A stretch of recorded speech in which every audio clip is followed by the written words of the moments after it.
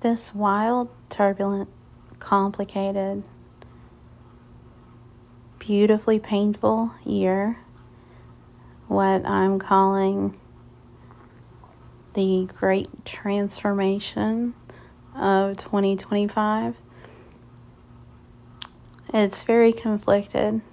For me personally, taking breaks from reality, but also not detaching completely, as I believe we all decided to be here on Earth, where we are, at your particular place and time for a reason. And we have a purpose, each a part we are playing in this big divine story. But we also need to balance and honor being the main character, not just a supporting role in our lives. So what does that have to do with these cards? Good question. Quite a bit, actually. Maybe not at first glance. But today I was writing, which I've started doing again, something I gave up for years and just did not do. But during the Great Transformation of 2025, I do right now. And so I just had these memories, notable moments about roots. What I wrote was roots, generational traumas. It made me think of my grandma Hazel, how her trauma shaped everything, especially expressed in her later years. Scared of everything, a warrior, I used to say, but it was more than that.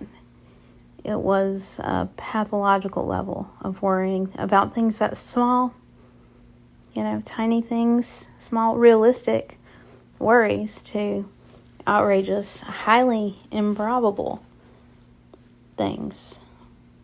No matter the size or likelihood, she would be ruminating on it and tell you all about it, poisoning your well, yucking your yum.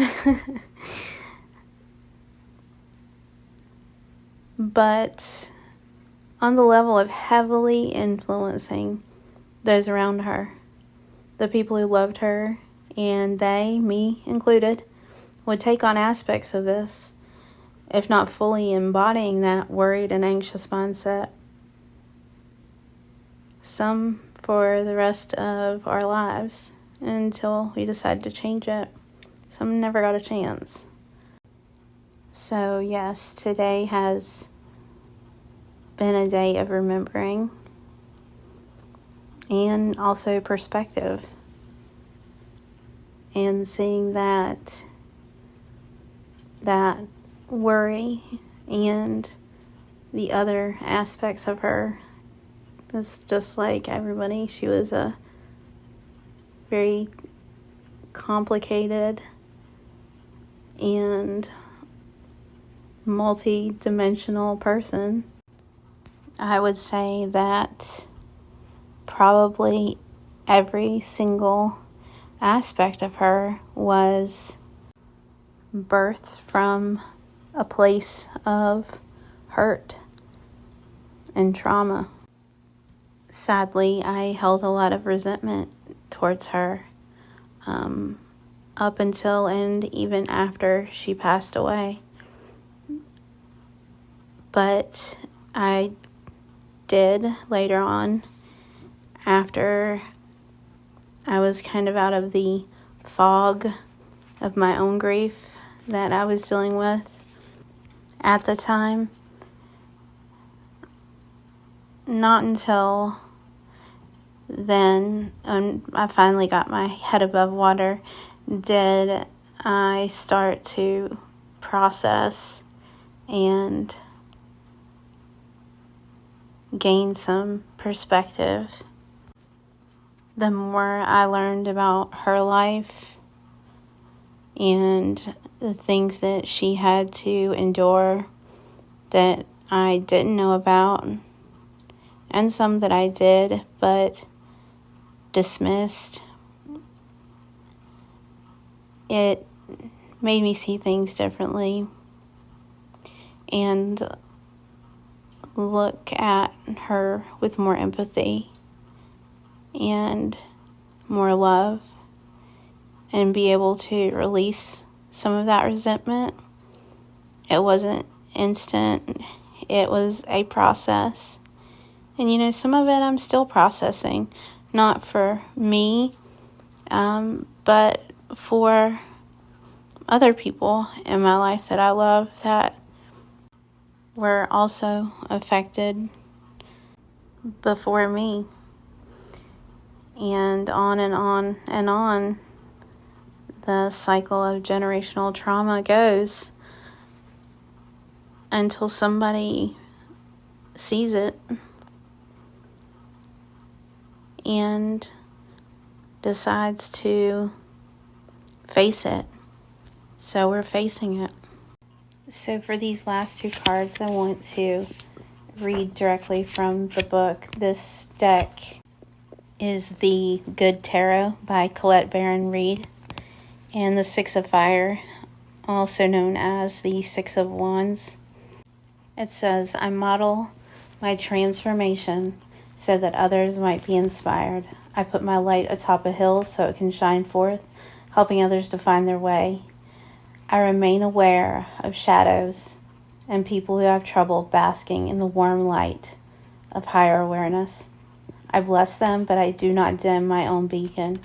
It's time to renew my trust that I am contributing to the highest good of all in my own unique way. And this is from my newest deck, What We've Forgotten, by Amy Miranda. Also a book. I'm working my way through it right now, and it's excellent. These past few days are the first time I've actually used the deck at all. I had just been reading the book and absorbing the imagery that is so striking to me, and feels like it's glowing from within the card. It's hard to explain. So we're ending on remembering. Buried treasure. We are remembering how to move into a state of being that enables us to operate from a place of wonder more easily. When we begin to perceive situations as part of a whole versus an independent and disconnected moment, we can perceive emotions as temporary cycles or states of being. This is akin to seeing this life as a flowing river of consciousness versus a stagnant pool of murk. When we know we're in the river, it becomes much easier to paddle through the rapids, even if we get knocked around a bit. We know a bit better now how to get back being into the vessel. Your remembering is like a treasure chest being unearthed. What's inside, what's included, what will be discovered in your adventure. Just like a gaming or VR, sometimes we need to change the angle to get a better look to see how to proceed. We can look at our lives in the same way as we begin to track synchronicities, dates, patterns, and our experiences with and in non-ordinary reality. We can begin to see the true majesty of nature, of source. We begin to give more credit to our intuition and trust our connection. The more breadcrumbs Spirit throws our way, the more destinations we visit, the more we can begin to trust them. If we can imagine all the windows of time through which things have had to occur in order to perfectly align for synchronicity, you can't help but experience wonder, especially given how small we are in the grand scheme of the universe. This week, consider how remembering may be helping you to unearth your treasures. So if you come across this, happen upon this message, and you've stayed this long, please leave me a comment. Good, bad, whatever, doesn't matter. Tell me your interpretation of what you see here.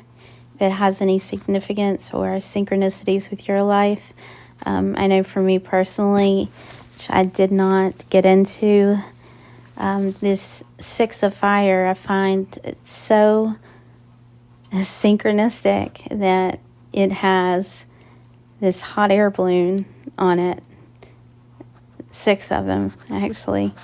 And I don't have very many what I would consider past life memories, but I have a very distinct memory of being in a hot air balloon. I feel like that could probably be its own long form video in itself. So I'll leave it there. Thank you again. And whether you're watching this on the clock app or the play button one, I appreciate you and thanks for sticking with me. I do want to close with something I have said before, I said earlier, and I'm going to say it again because I really mean it, and more people need to hear it and believe it, that we all decided to be here on Earth, where we are, at this particular time, in your particular place, for a reason. We all have a purpose. We have a part we are playing in this batshit crazy world we are living in. But you're here for a reason, and the world is better because you're in it. All right, bye.